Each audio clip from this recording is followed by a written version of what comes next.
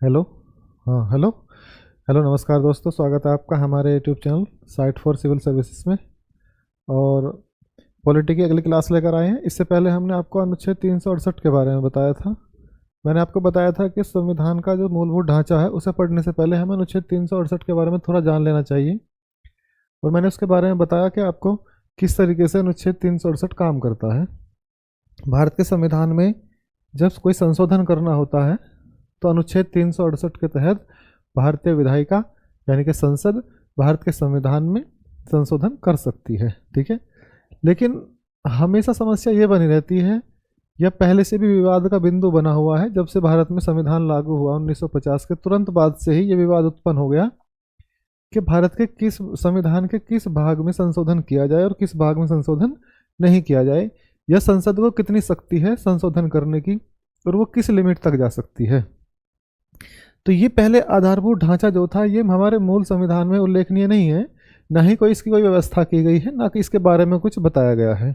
लेकिन क्या हुआ, जब भारत का संविधान लागू हुआ तो भारत के संविधान लागू होने के नेक्स्ट ईयर से ही 1951 से ही इस बात पे विवाद उत्पन्न होने लगा कि क्या विधायिका इतना अधिकार रखती है कि संविधान के किसी भी भाग में संशोधन कर दे। अगर इस तरीके का अधिकार रखती है तो फिर संविधान बहुत ज़्यादा लचर हो जाएगा, उसको विधायिका अपने तरीके से और सरकारें अपने तरीके से तानाशाही रूप में मोड़ सकती हैं।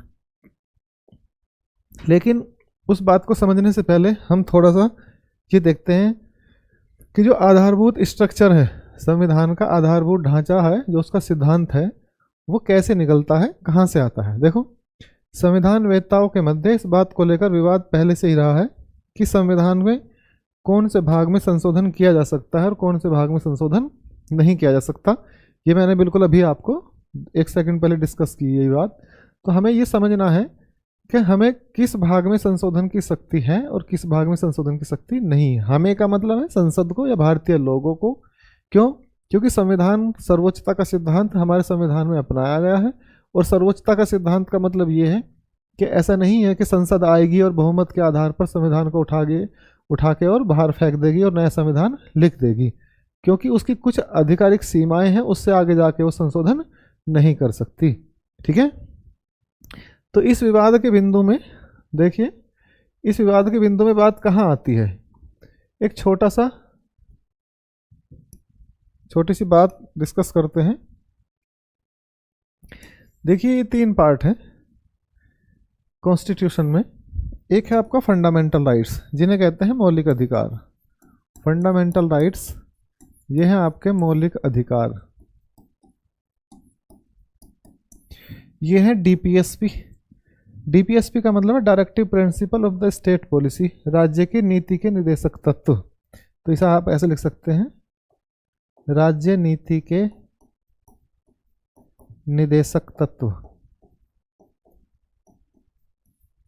राज्य नीति के निर्देशक तत्व या directive principle of state policy, यानी कि स्टेट का मतलब राज्य की पॉलिसी के क्या डायरेक्टिव प्रिंसिपल, क्या प्रिंसिपल्स होंगे जिन पे वो काम करेगा। ठीक है, एक है आपका आर्टिकल 368। आर्टिकल 368 क्या है, ये मैंने कल अर्थात पहली क्लास में डिस्कस किया है। इसका मतलब है संविधान में संशोधन। संविधान में संशोधन अर्थात अगर भारत के संविधान में कोई संशोधन करना है तो भारत की विधायिका अर्थात संसद भारत के संविधान में अनुच्छेद 368 के तहत संशोधन कर सकती है। ठीक है, यह आपका आर्टिकल 368 है। अब देखिए, ये फंडामेंटल राइट्स है, मौलिक अधिकार है, ये राज्य से मिले हैं।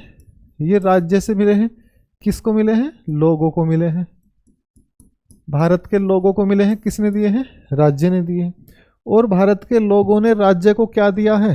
भारत के लोगों ने राज्य को क्या दिया है? डीपीएसपी दिए हैं। क्या दिए हैं? डीपीएसपी। अर्थात संविधान ने एक पथ दिया, भारत के लोगों ने राज्य को अर्थात सेंट्रल गवर्नमेंट को या भारत सरकार को एक पथ दिया कि आप इस पे काम करेंगे। देखिए क्या हुआ, भारत का संविधान जब लिखा गया तो उस समय जो उसमें लिखने वाले थे वो सभी संविधान वेत्ता के साथ साथ वो स्वतंत्रता सेनानी भी थे और उन्होंने अंग्रेजी व्यवस्था के शोषण को देखा था। और दुनिया में जो संवैधानिक रूप से व्यवस्थाएं काम कर रही थी वो चाहते थे हमें भी एक आदर्श के रूप में हमें भी वो स्थापित करनी है। तो दुनिया में जो न्याय की व्यवस्था है, जो स्वतंत्रता की व्यवस्था थी, जो लोगों के अधिकार थे, व्यक्तिगत स्वतंत्रता, सामूहिक स्वतंत्रता, सब, इस बोलने की स्वतंत्रता, ठीक है, न्याय की स्वतंत्रता, समानता की स्वतंत्रता, सभी स्वतंत्रताओं के लिए हमने लक्ष्य रखे। और स्वतंत्रता के बाद में जो हमने राजनीतिक आज़ादी प्राप्त करी, उसके बाद में हमने लक्ष्य रखा कि लोगों को न्याय देंगे। उस न्याय देने के लिए, वही न्याय देने के लिए हमने डीपीएसपी लाया, अर्थात लोगों तक न्याय पहुंचाना है, लोगों तक आर्थिक न्याय, राजनीतिक न्याय, सामाजिक न्याय पहुंचाना है, लोगों तक संसाधन पहुंचाने हैं। तो उसके लिए हम क्या डीपीएसपी देते हैं राज्य को, अर्थात राज्य इन पे काम करेगा। तो ये राज्य के क्या है, ये है राज्य के पथ, ये है आपका लोकस, ये क्या है, लोकस है राज्य के लिए। डीपीएसपी पे काम करेगा राज्य, अर्थात जो राज्य, जो डीपीएसपी में जो लिस्ट दी गई है, जो डीपीएसपी में लिस्ट दी गई है, जैसे काम का समान अधिकार, लोगों को काम की न्याय संगत दशा, प्रसूति विभाग की स्थापना, शिक्षा के लिए काम करेगा, समान नागरिक संहिता लागू करेगा, कृषि के लिए काम करेगा, राज्य लोगों की शिक्षा के लिए काम करेगा। तो ये कब क्या, ये सब क्या है, ये पथ है, लिस्ट है, लेकिन ये क्या है, लक्ष्य है, इन्हें हमें तय करना है, पर्पज है, हमारा लक्ष्य है, इन्हें हम तय करेंगे जैसे जैसे समय आएगा। लेकिन इस डीपीएसपी को हमने दे तो दिया, अब डीपीएसपी के बाद जैसे ही 1951 में हमें डीपीएसपी लागू करना था, डीपीएसपी लागू कैसे करना था कि लोगों तक संसाधन पहुंचाने हैं, उन तक कृषि व्यवस्था को सुधारना है। तो कृषि व्यवस्था को सुधारने के लिए सबसे पहले क्या किया गया, जमींदारी उन्मूलन कानून आया। क्या कहा गया, जमींदारी उन्मूलन, जमींदारी उन्मूलन कानून लाकर सरकार सभी लोगों में जो जमींदारी व्यवस्था थी उसको समाप्त करना चाहती थी, और कृषि की भूमि को सभी लोगों में जो उस पर काम करते थे उन्हें उसके आधार पर बांट देना चाहती थी, अर्थात भारत में सामाजिक व्यवस्था को लागू करना था। ठीक है, अब जैसे ही इधर फंडामेंटल राइट्स जो हैं, इन फंडामेंटल राइट्स में लोगों के कुछ मौलिक अधिकार हैं, अर्थात सीधा सीधा कहा गया है कि अनुच्छेद 32 और अनुच्छेद 226 के तहत आप सुप्रीम कोर्ट और हाई कोर्ट जा सकते हैं अगर आपके मौलिक अधिकारों का उल्लंघन है। तो संपत्ति का अधिकार, जो संपत्ति का अधिकार था वो अनुच्छेद 19 में भी था और अनुच्छेद 31 में भी था, और ये दोनों फंडामेंटल राइट्स हैं। तो दोनों ही फंडामेंटल राइट्स होने की वजह से जैसे ही डीपीएसपी लागू करने के लिए जमींदारी उन्मूलन कानून लाया गया, तो सारे जमींदारों ने इकट्ठे होकर किसका दरवाजा खटखटाया, न्यायपालिका का। किसका दरवाजा खटखटाया, न्यायपालिका का, और सरकार के विरुद्ध में खड़े हो गए, न्यायपालिका में चले गए। उन्होंने कहा कि फंडामेंटल राइट्स को क्या डीपीएसपी को लागू करने के लिए, या सरकार डीपीएसपी को लागू करने के लिए फंडामेंटल राइट्स में संशोधन कर सकती है, क्योंकि अनुच्छेद 31 का और 19 का वायलेशन हो रहा था जमींदारी उन्मूलन कानून के लिए। तो जब यहाँ न्यायपालिका में गए तो फिर यहाँ सुनवाई हुई। ठीक है, क्या सुनवाई हुई है, क्या बात रखी गई है, कहाँ तक संशोधन की व्यवस्था को माना है, न्यायपालिका ने क्या व्याख्या की है, आधारभूत ढांचे का जो सिद्धांत है उसको क्या माना है, उसे हम अब अगली स्लाइड में पढ़ने के लिए तैयार हैं। ठीक है, अब देखिए समझिए इस बात को, सीधा सीधा लिखा है, सीधा सीधा लिखा है, संविधान में केवल मौलिक अधिकारों के अध्याय के लिए विशेष प्रावधान है। क्या, अनुच्छेद 32 और 226 क्या है, विशेष प्रावधान क्या है, किसके लिए, केवल मौलिक अधिकारों के अध्याय के लिए विशेष प्रावधान है। क्या, अनुच्छेद 13(2) के अनुसार किसी भी विधि के द्वारा यदि मौलिक अधिकारों की कटौती की जाती है अथवा उन्हें छीनने का प्रयास किया गया तो उच्चतम न्यायालय के द्वारा उन्हें अवैध घोषित कर दिया जाएगा। ठीक है, अनुच्छेद 13 में साफ साफ लिखा हुआ है कि मौलिक अधिकारों को अगर कोई उल्लंघन करके उनमें कटौती करता है तो उसे असंवैधानिक माना जाएगा और सुप्रीम कोर्ट उसे रद्द घोषित कर सकती है, असंवैधानिक घोषित कर सकती है। ठीक है, लेकिन संविधान के अन्य भाग के लिए कोई व्यवस्था ऐसी नहीं है, अर्थात अनुच्छेद 13 में जो बात कही गई है मौलिक अधिकारों के लिए बात कही गई है, किसी और व्यवस्था के लिए बात नहीं कही गई। अर्थात संविधान की जो विधायिका है वो किसी भी भाग में संशोधन कर सकती है। अब ये इतनी बात समझ में आई है, यानी कि अनुच्छेद 13 क्या कहता है और किसके लिए कहता है, मौलिक अधिकारों के लिए, फंडामेंटल राइट्स के लिए। अब आगे पढ़िए स्लाइड को, एक एक चीज़ इसलिए बनाई है, थोड़ा थोड़ा बता रहा हूँ, आपको बिल्कुल स्पष्ट रूप से समझ आ जाएगा कि संविधान का बेसिक स्ट्रक्चर क्या कहा गया है। अब देखिए, संविधान बनाने के तुरंत बाद मैंने जो अभी आपको एक बात बताई थी कि 1951 में ही डिस्प्यूट होने लगे। जैसे ही संविधान बन के तैयार हुआ तो 51 में तुरंत विवाद उत्पन्न हो गया। क्या क्या संविधान के बनने के तुरंत बाद ही संसद ने प्रथम संविधान संशोधन को पारित कर दिया। और प्रथम संविधान संशोधन क्या है, मैंने क्या बताया था, वही जमींदारी उन्मूलन को लागू करना था, लोगों तक संसाधन पहुंचाने थे, समाजवादी व्यवस्था, अर्थात जो एक लिबरल व्यवस्था है समाजवाद की, अर्थात राज्य इस बात के लिए प्रतिबद्ध है कि लोगों तक संसाधन पहुंचाएगी। ठीक है, पारित किया गया, जिसमें मौलिक अधिकार वाले भाग में उल्लेखित संपत्ति के अधिकार का, मैंने क्या कहा, संपत्ति के अधिकार का अनुच्छेद 19 का और अनुच्छेद 21 का। संपत्ति का अधिकार 19 एक एफ में है और इसमें 31 में दिया गया है। ठीक है, को सीमित कर दिया गया। तो यह प्रावधान जमींदारी व्यवस्था को समाप्त करने के लिए किया गया था। प्रथम संविधान संशोधन को, अब देखिए पहला संविधान संशोधन जो हुआ 1951 में संसद ने जो संविधान संशोधन किया, संसद में जो संशोधन किया गया, अमेंडमेंट किया गया, उसे किस मामले के तहत उठाया गया, शंकरी प्रसाद मामला 1951 में। कहाँ, न्यायालय में।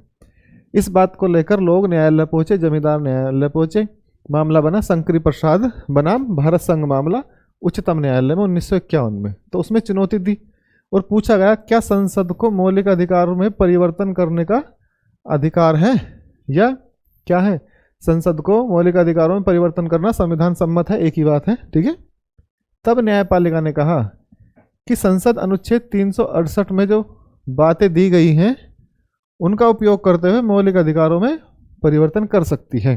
तो देखिए शंकरी प्रसाद मामले में 1951 में संसद ने, न्यायपालिका ने किसकी बात मान ली, संसद की मान ली कि हाँ इसमें जो परिवर्तन किया गया है वो लोगों के भले के लिए हुआ है, क्योंकि भारतीय जो आदर्श और सिद्धांत है उन्हें लागू करना है स्वतंत्रता के, तो इसलिए अनुच्छेद 368 को लागू करते हुए क्या कर सकती है, मौलिक अधिकारों में परिवर्तन कर सकती है।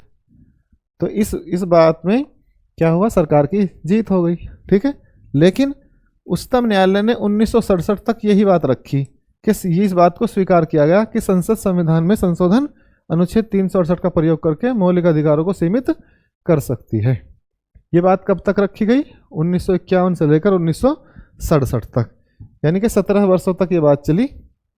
लेकिन इसके बाद देखिए क्या होता है, कैसे मामला पलटता है, कैसे मामला पलटता है सुप्रीम कोर्ट में, क्योंकि सुप्रीम कोर्ट को अपनी ही बात को पलटने का या ये कह सकते हैं पुनर्वलोकन करने का अधिकार है, और ये भी एक तरीके का मूलभूत ढांचा ही है, समझिए इस बात को। 1967 में जो गोलकनाथ मामला, देखिए शंकरी प्रसाद मामले के बाद फिर 1967 में गोलकनाथ मामले में उच्चतम न्यायालय ने अपनी राय पलट दी, अपनी राय पलट दी। अर्थात सुप्रीम कोर्ट ने जो पहले बात कही थी कि संसद को अनुच्छेद 368 के तहत मौलिक अधिकारों में परिवर्तन करने का, संशोधन करने का अधिकार है, लेकिन ये बात 1967 तक बनी रही। लेकिन 1967 में गोलकनाथ मामले में, गोलकनाथ बनाम भारत संघ मामले में, पंजाब मामले में राय उलट दी और क्या कहा गया गोलकनाथ मामले में कि संसद द्वारा पारित किए गए 17वां संविधान संशोधन 1964, ठीक है, और संसद ने 17वें संविधान संशोधन में 9वीं अनुसूची को विस्तारित किया तथा कहा कि यदि किसी भी प्रकार से निजी संपत्ति का हरण किया जाता है तो उसे अनुच्छेद 14-19 के उल्लंघन के आधार पर चुनौती नहीं दी जाएगी। ठीक है, देखिए इसमें एक बात कही गई है 9वीं अनुसूची, उसमें 9वीं अनुसूची, देखिए सरकारें बहुत तेज होती हैं। सरकार ने क्या किया, एक अनुसूची बनाई, नहीं पहले संविधान में 8 अनुसूचियाँ थी, तो सरकार ने एक अनुसूची बनाई 9 अनुसूची, और 9वीं अनुसूची बना के कुछ ऐसे सब्जेक्टों को 9वीं अनुसूची में शामिल कर दिया, और ये बात लिख दी गई कि संविधान में संशोधन करके अगर सरकार किसी भी सब्जेक्ट को अनुसूची 9 में डाल देती है तो फिर उसे चुनौती नहीं दी जा सकती। उसमें यहाँ पे यही बात कही गई है। तो गोलकनाथ मामले में उच्चतम न्यायालय ने निर्णय दिया कि मौलिक अधिकार अत्यधिक पवित्र और महत्वपूर्ण है, इसलिए संविधान संशोधन के द्वारा इनको समाप्त नहीं किया जा सकता।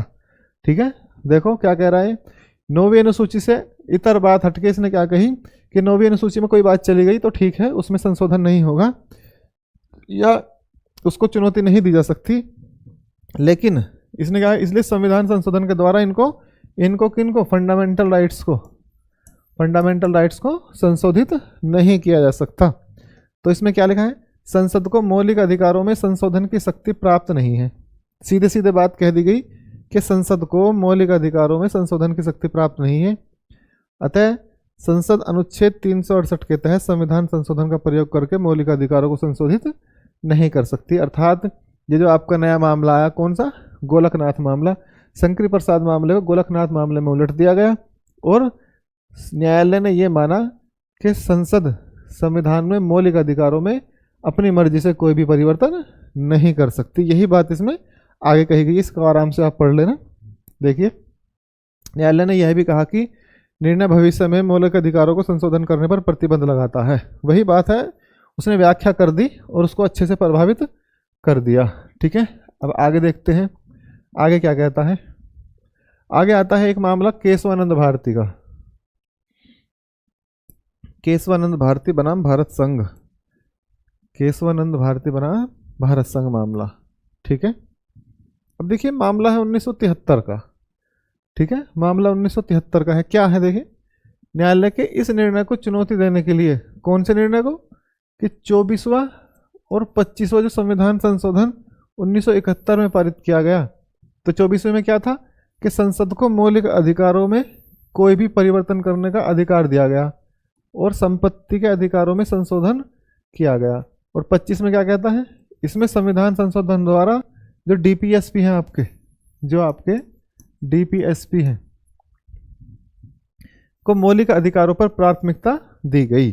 ठीक है, इसे अभी समझाता हूं सही से। पहली बार एक नीति निर्देशक तत्व 39B को मौलिक अधिकारों पर अनुच्छेद 14 और 19 और 31 पर प्राथमिकता दी गई। इस संविधान संशोधन को केशवानंद भारतीवाद की चुनौती दी गई। देखिए क्या है, जब आपने देखा शंकरी प्रसाद मामले को कैसे गोलकनाथवाद मामले में चेंज कर दिया गया। अब क्या होता है, संविधान संशोधन 24 और 25 में सरकार एक संशोधन करती है और संशोधन क्या करती है, वो कहती है कि संसद को मौलिक अधिकारों में परिवर्तन का पूरा अधिकार है। तो मौलिक अधिकारों में परिवर्तन का पूरा अधिकार, ये बात कही गई। और फिर ये कहा कि जो डीपीएसपी हैं उन्हें लागू करने के लिए मौलिक अधिकारों पर यानी कि प्राथमिकता दी जाएगी। और वही बात तय हुई कि 39B को अनुच्छेद 14, 19 और 31 पर प्राथमिकता दी गई।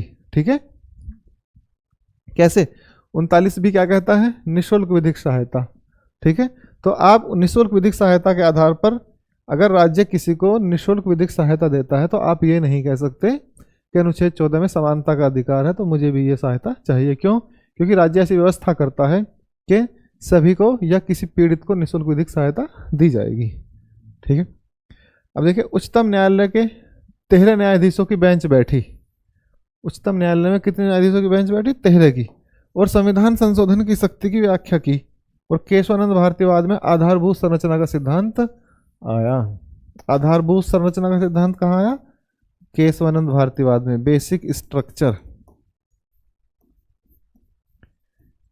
Structure of Indian constitution, basic structure of Indian constitution, Bharat के संविधान का आधारभूत ढांचा। ये सिद्धांत कब आया, केशवानंद भारती मामले में। तो केशवानंद भारती मामला क्या कहता है, देखो संविधान के आधारभूत ढांचे का सिद्धांत क्या था, संविधान के आधारभूत ढांचे का सिद्धांत क्या था, इसमें मैंने रेड से कर दिया, ये बिल्कुल लास्ट में इसका जो समरी निकल के आई। आधारभूत ढांचे का अभिप्राय संविधान के उन मूल और अपृथक भाग से है। मूल और कौन से अपृथक भाग से है, किससे, जो संविधान की आत्मा एवं उसका सार तत्व है। संविधान की आत्मा और उसका सार तत्व क्या है, देखिए जब आप किसी चीज में इस तरीके से परिवर्तन करते हैं कि उसका बेसिक स्वरूप बना रहे लेकिन उसमें परिवर्तन हो जाए तो उसे कहेंगे आप सामान्य परिवर्तन। लेकिन अगर आप इस तरीके का परिवर्तन कर दें कि उसका बेसिक स्वरूप भी पूरा चेंज हो जाए तो उसे कहते हैं मूलभूत ढांचे में परिवर्तन। तो मूलभूत ढांचे में परिवर्तन नहीं होना चाहिए, अर्थात जो मूलभूत ढांचा है वो ऐसा ही बना रहना चाहिए। आपको संशोधन की शक्ति तो है लेकिन आप उसे उखाड़ नहीं फेंक सकते कि आप संविधान की व्यवस्था को उखाड़ दें, यानी कि जो उनके मूलभूत पिलर हैं उन्हें ही उखाड़ फेंकें, तो आप ऐसा बिल्कुल नहीं कर सकते। ठीक है, अब देखिए कैसे, जैसे ये बॉडी है, ठीक है, इस बॉडी में क्या सुधार हो सकता है, जैसे उंगली है, इस उंगली में कोई समस्या हो गई, कट करके आपने इसमें प्लास्टिक सर्जरी करके नई उंगली लगा दी, तो ये एक बेसिक संशोधन है। ठीक है, हाथ में कोई समस्या होगी, आपने हाथ को काट के फिर एक प्लास्टिक का हाथ लगा दिया, ठीक है, ये क्या है, एक सामान्य संशोधन है। लेकिन ऐसा नहीं कर सकते कि आप इस हाथ को निकाल के यहाँ सर पे लगा देंगे और फिर कहेंगे कि आधारभूत ढांचा परिवर्तित नहीं हुआ है। तो आधारभूत ढांचे का मतलब है कि आप बेसिक स्ट्रक्चर को बने रहना दें और जो चाहे वो परिवर्तन कर सकते हैं। यही बात है आत्मा और उसके सार तत्व की, जिसे संशोधन करने का आशय एक नए संविधान बनाने जैसा होगा। इसलिए संशोधन के द्वारा इन आधारभूत ढांचों का परिवर्तन नहीं हो सकता, क्योंकि भारतीय संविधान में संविधान संशोधन और संविधान के पूर्ण निरीक्षण यानी कि टोटल रिव्यू में कोई भेद नहीं है। तो इसमें अंत में क्या बात कहता है कि केशवानंद भारतीवाद में न्यायपालिका ने संसद के संविधान संशोधन की शक्ति को सीमित कर दिया। संसद के संविधान संशोधन की शक्ति को सीमित कर दिया और यह स्पष्ट कर कहा गया कि संसद अपने संशोधन की शक्ति के अंतर्गत आधारभूत ढांचे को नहीं बदल सकती। वही बात है जो मैं आपके सामने बोल रहा हूँ, बिल्कुल वही है। तो लास्ट में देखिए क्या कहता है इसमें कि संसद अनुच्छेद 368 के तहत संविधान में किसी भी भाग में संशोधन की शक्ति रखती है, लेकिन वह संविधान के आधारभूत ढांचे को संशोधित नहीं कर सकती। तो फिर सरकार ने पूछा कि आधारभूत ढांचा क्या है, उन्होंने कहा हम बताएंगे कि आधारभूत ढांचा क्या है। न्यायालय समय समय पर तय करेगा कि आधारभूत ढांचा क्या है। ठीक है, अब वो क्या है, कुछ चीज़ें उन्होंने स्पष्ट कर दी और कुछ चीज़ों को भविष्य के गर्त के लिए छोड़ दिया कि आगे समय समय पर न्यायपालिका उसे सिद्ध करती रहेगी कि क्या आधारभूत ढांचा है, क्या आधारभूत ढांचा नहीं है। ठीक है, अब देखिए आगे मामला क्या आता है। अब मूल प्रश्न उत्पन्न होता है कि आधारभूत ढांचा है क्या। भाई जब आप आधारभूत ढांचा कर रहे हैं तो सरकार ने पूछा कि इसे व्याख्या करिए इसकी, कि आधारभूत ढांचा क्या है, उसकी लिस्ट बनाइए, फिर हम उसमें संशोधन नहीं करेंगे। तो इसने कहा, न्यायपालिका ने इसे परिभाषित नहीं किया। न्यायपालिका ने क्या किया, इसे परिभाषित नहीं किया, बल्कि न्यायालय के निर्णय पर निर्भर करता है कि वह संविधान के किस भाग को आधारभूत ढांचा मानेगा और किसको नहीं। ठीक है, तो इसमें क्या कहा गया, 368 की प्रक्रिया अपनाते हुए संसद संविधान के किसी भी भाग में संशोधन कर सकती है, परंतु मूलभूत ढांचे को संशोधन नहीं कर सकती। अब देखिए वही बात है, दोहराई गई है फिर से, लेकिन इसको समझते हैं कि इसका मतलब क्या होता है। देखिए पहले ढांचा है क्या, संविधान का मूलभूत ढांचा है क्या, और न्यायपालिका ने क्या बात कही है, उसको समझने से पहले थोड़ा सा इस बात को देख लीजिए।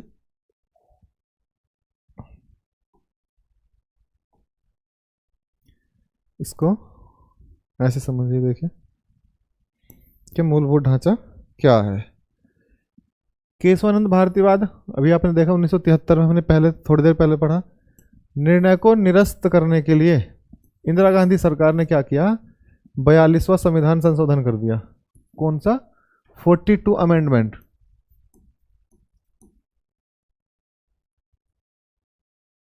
देखिए इसे मिनी संविधान भी कहते हैं। 42वें संविधान संशोधन में इतने संशोधन किए गए कि इसे मिनी संविधान भी कहा जाने लगा। तो सरकार क्या अपना पूरा तानाशाही रूप में थी, उस समय पीक पर चल रहा था, वो किसी को कुछ नहीं मान रही थी, ना उसके लिए कोई संसद कुछ था, ना उसके लिए न्यायपालिका थी। वो कार्यपालिका अपना सर्वोच्चता के को देखकर और अपने डिसीजन पे डिसीजन दे रही थी। तो अब सरकारें संविधान के अनुरूप ही काम करेगी और सरकारों को तानाशाही होने से रोकने का काम किसका है, न्यायपालिका का। तो 42वें संविधान संशोधन करके 1976 में ये बात कही क्या, कि संसद मौलिक अधिकारों सहित संविधान के किसी भी भाग में परिवर्तन कर सकती है या संशोधन कर सकती है, और कोई भी परिवर्तन कर सकती है। साथ ही संविधान संशोधन न्यायपालिका में नहीं जा सकता। अर्थात इंदिरा गांधी सरकार ने क्या कहा कि 42वां संविधान संशोधन हम कर रहे हैं, और उसमें एक बात रख दी कि संसद को ये असीमित अधिकार है कि वे किसी भी भाग में संशोधन करेगी और उसे सुप्रीम कोर्ट में भी कोई चुनौती नहीं दी जाएगी। ठीक है, परंतु 1980 में वही उच्चतम न्यायालय भी तो फिर आगे का है, वो सरकार की तानाशाही को रोकेगा। तो 1980 में सुप्रीम कोर्ट ने क्या कहा, जो मिनरवा मिल्स मामला आया और इस संविधान संशोधन को निरस्त कर दिया। क्या कर दिया, इसे पूरी तरीके से निरस्त कर दिया। देखिए कार्यपालिका और न्यायपालिका, देखो विधायिका का काम है कानून बना के छोड़ दिया। अब डिस्प्यूट बनता है लागू करवाने वाले और उसका संरक्षण करने वालों के बीच में। ठीक है, तो विधायिका ने तो कर दिया, अब विधायिका ने कर दिया तो लागू कौन करेगा? सरकार करेगी। तो सरकार करेगी, तो सरकार ने इस बात को विधायिका से लिखवा दिया ठीक है। लेकिन 1980 में भाई जब सरकार मजबूत थी तो न्यायालय तक पहुंचने में थोड़ा टाइम लगा, तो 1980 तक मामला सुनता गया और मिनर्वा मिल्स मामले में इस संविधान संशोधन को, पूरे 42वें संविधान संशोधन को निरस्त कर दिया गया पूरी तरीके से, ठीक है। और आधारभूत ढांचे के सिद्धांत का उल्लेख किया और भारतीय संविधान में नहीं है। देखो इसमें क्या बात कही गई है कि हमारा जो आधारभूत ढांचा का सिद्धांत है वो भले ही संविधान में नहीं है, यह पूर्णतः न्यायपालिका का सर्जन है। अर्थात एग्जाम में पूछा जा सकता है कि क्या भारतीय मूलभूत ढांचे का सिद्धांत भारत के संविधान में निहित है? तो नहीं है, लेकिन ये है क्या? न्यायपालिका का सर्जन है। और आधारभूत ढांचे की व्याख्या की शक्ति न्यायपालिका ने स्वयं धारण कर ली। अर्थात जो मूलभूत ढांचे की व्याख्या करेगी वो न्यायपालिका करेगी। भाई सिंपल सी बात है, जो आपका कानून है उसकी व्याख्या तो न्यायपालिका ही करेगी, विधायिका को इसका कोई अधिकार नहीं है, न्यायिक कार्यपालिका को कोई अधिकार है, ठीक है। तो लोगों के अधिकारों की संरक्षण, संविधान का संरक्षण सब कौन करता है? न्यायपालिका। तो न्यायपालिका ने सिद्धांत तय किया। अब प्रश्न उठा कि ये मूलभूत ढांचा है क्या? तो ये प्रश्न उठता है कि मूलभूत ढांचा है क्या? तो देखिए केशवानंद भारती में मूलभूत ढांचा क्या निकल के आया। केशवानंद भारतीवाद में न्यायमूर्ति सीकरी निम्न को संविधान का मूलभूत ढांचा मानते हैं। क्या मानते हैं? जैसे संविधान की सर्वोच्चता, सुप्रीमेसी ऑफ कॉन्स्टिट्यूशन, संविधान की सर्वोच्चता। दूसरा, सरकार का लोकतांत्रिक और गणतांत्रिक स्वरूप। भाई संविधान की सर्वोच्चता कहाँ से लिया हमने? अमेरिकी संविधान से, वही हमने पढ़ा है अभी पिछली क्लासों में। और सरकार का लोकतांत्रिक होना, लोकतंत्र का मतलब क्या है?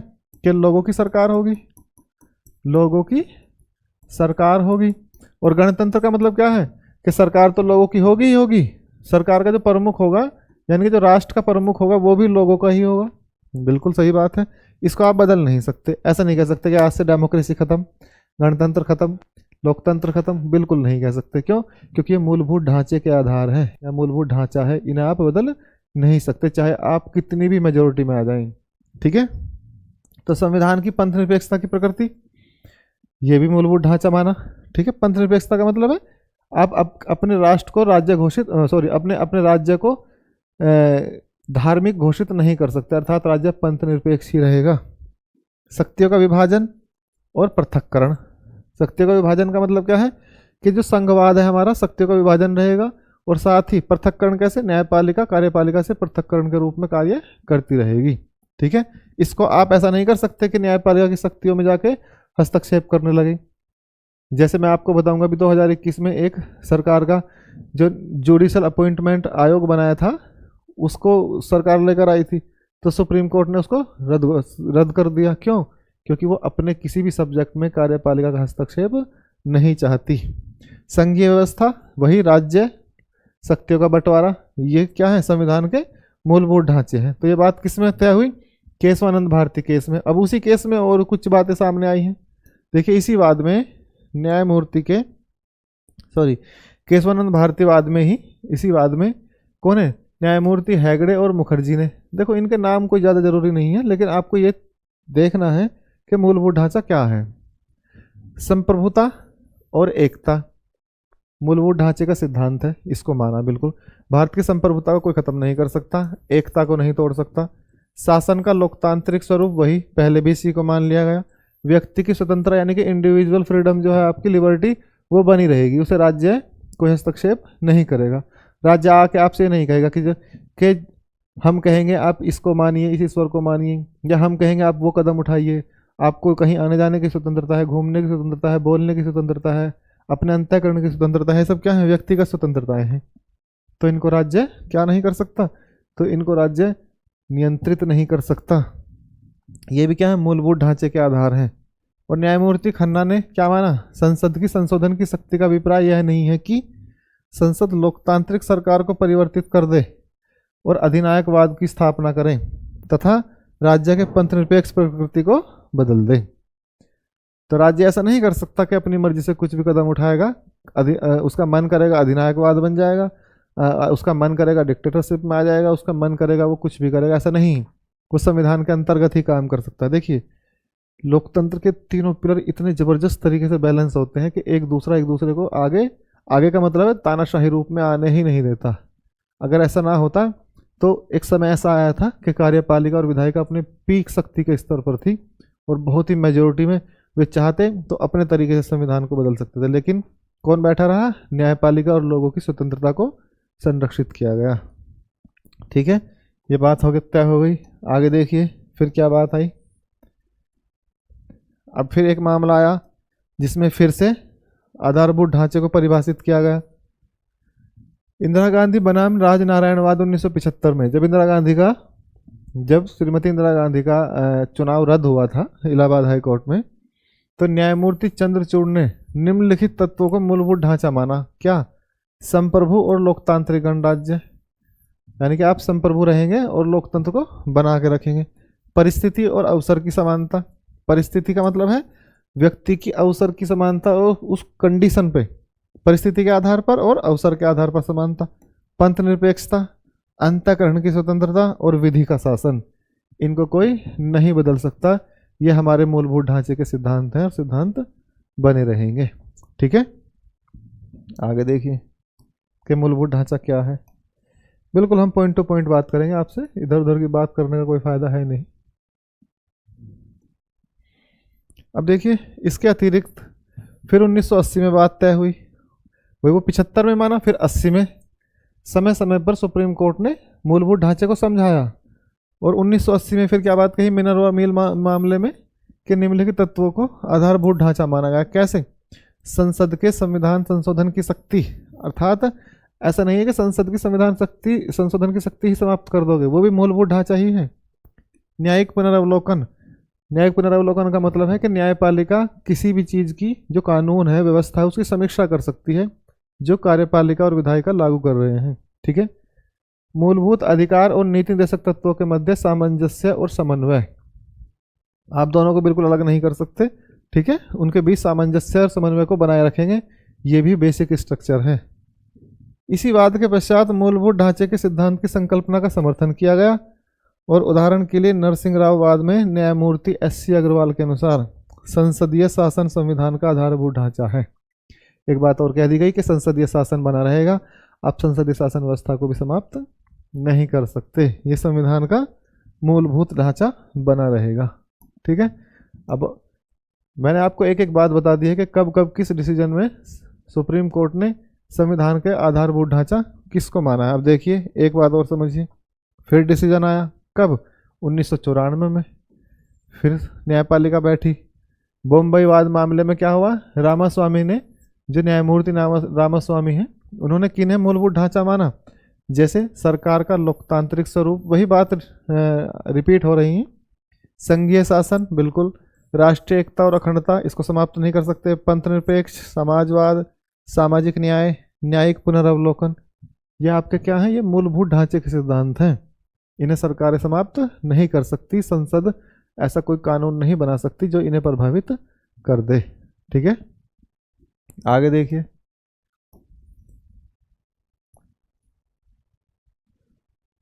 फिर क्या होता है लास्ट में? 2001 में फिर एक बात उठती है, न्यायिक नियुक्ति आयोग, न्यायिक नियुक्ति आयोग। ठीक है, जुडिशरी अपॉइंटमेंट कमीशन। ठीक है, अब ये क्या है? उच्चतम न्यायालय के द्वारा न्यायिक नियुक्ति, सरकार ने क्या किया था? एक न्यायिक नियुक्ति आयोग बनाया कि इसमें कुछ सरकार के लोग रहेंगे, जैसे एक होम मिनिस्टर रहेगा या कोई एक विधि वेदता रहेगा, एक सुप्रीम कोर्ट का जज हो सकता है। इस तरीके से न्यायिक नियुक्ति आयोग बना था, लेकिन ये प्रावधान 2021 में असंवैधानिक घोषित कर दिया।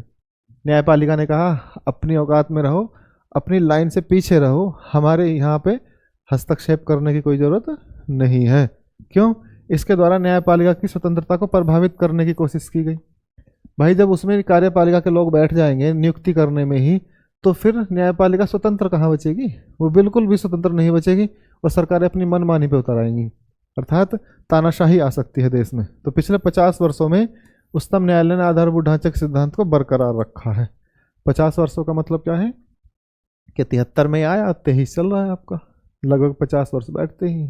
ठीक है, तो ये इसको बना के रखा और आज भी ये इसी तरीके से बरकरार है। तो मैंने आपको क्या बताया है कि जो आपकी देखिए व्यवस्थापिका है, लोकतंत्र, इस लोकतंत्र के 3 स्तंभ हैं। कौन है? न्याय, न्यायपालिका, दूसरा है संसद। संसद, संसद को व्यवस्थापिका वो कह सकते हैं आप, विधायिका, संसद या विधायिका। विधायिका मतलब जो विधायन बनाए, कानून बनाए, विधि बनाए जो। संसद ये कार्यपालिका, कार्यपालिका का मतलब है जो कार्य को पालिका के स्तर पर उतारे, यानी कि कार्यपालिका का मतलब है कानून को लागू करना, ठीक है, कार्यपालिका। तो ये कौन है? ये राष्ट्रपति से लेकर, प्रेसिडेंट से लेकर और निचला सबसे छोटा एक अधिकारी, ठीक है, जो आपसे डायरेक्ट कांटेक्ट में रहता है, सब किसका के भाग है? कार्यपालिका के। राष्ट्रपति संसद का भी भाग है और राष्ट्रपति न्यायपालिका का भी भाग है, ठीक है। हाँ, लेकिन सुप्रीम कोर्ट को यह अधिकार है कि ये इसको इतना अधिकार है कि अगर ये कोई ऐसा कानून बनाए और वो उसे गलत तरीके से लागू करे तो सुप्रीम कोर्ट उसे रोक सकता है, असंवैधानिक घोषित कर सकता है। ये इसकी न्यायिक पुनरावलोकन या न्यायिक समीक्षा का अधिकार है। लेकिन आधारभूत ढांचा अब आगे भी 2021 तक हमने देखा कि आगे भी आप इस चीज़ को, आपका मतलब है सुप्रीम कोर्ट इस चीज़ को तय करता रहेगा कि सरकारों के लिए या व्यवस्थापिका के लिए या विधायिका के लिए कौन आधारभूत ढांचे का सिद्धांत है, उससे दूर रहना है। आप करिए खूब, अनुच्छेद 368 पर खूब खेलिए, जो आपको करना है करिए, लेकिन मजाल है जो आप अनुच्छेद 368 के तहत भी मूलभूत ढांचे को नहीं छेड़ सकते। जो भारत के लोगों की स्वतंत्रता है उसको खराब, उसको समाप्त नहीं कर सकते। तो इस प्रकार से आपने देखा कि भारत के संविधान का मूलभूत ढांचा क्या है। तो ये क्लास आपकी बिल्कुल, मैंने एक एक चीज़ को अच्छे तरीके से पॉइंट टू पॉइंट बताने की कोशिश करी है। देखिए बहुत बड़ा, ऐसे तो क्लास ये और भी बड़ी हो सकती थी, 1-2 घंटे की खिंच सकती थी, लेकिन उसका कोई मतलब नहीं है। आपको चीज़ें पॉइंट टू पॉइंट समझ में आ जाए, ये सबसे अच्छी बात है, ठीक है। आपको चीज़ें पॉइंट टू पॉइंट समझ में आ जाए, सबसे अच्छी बात है। बिल्कुल सिंपल सी बात है। कहाँ से बात शुरू होती है? 1951 से ही। क्यों? क्योंकि मूलभूत ढांचे को लेकर समस्याएं पैदा होने लगी। हमारे जो फंडामेंटल राइट्स हैं और डीपीएसपी हैं, उन्हें लागू करने के लिए स्वतंत्रताएं आड़े आने लगी, और स्वतंत्रता को सीमित करने के लिए कौन? कार्यपालिका कोशिश करती रही, और स्वतंत्रता को सीमित करने के लिए वो कार्यपालिका कोशिश करेगी तो न्यायपालिका बैठी है लोगों के अधिकारों के संरक्षण के लिए। तो उसी के बीच का खेल है, उसी को समझना है, ठीक है। तो बने रहिए हमारे साथ ऐसे ही आगे कंसेप्चुअल क्लास के लिए। नमस्कार, धन्यवाद।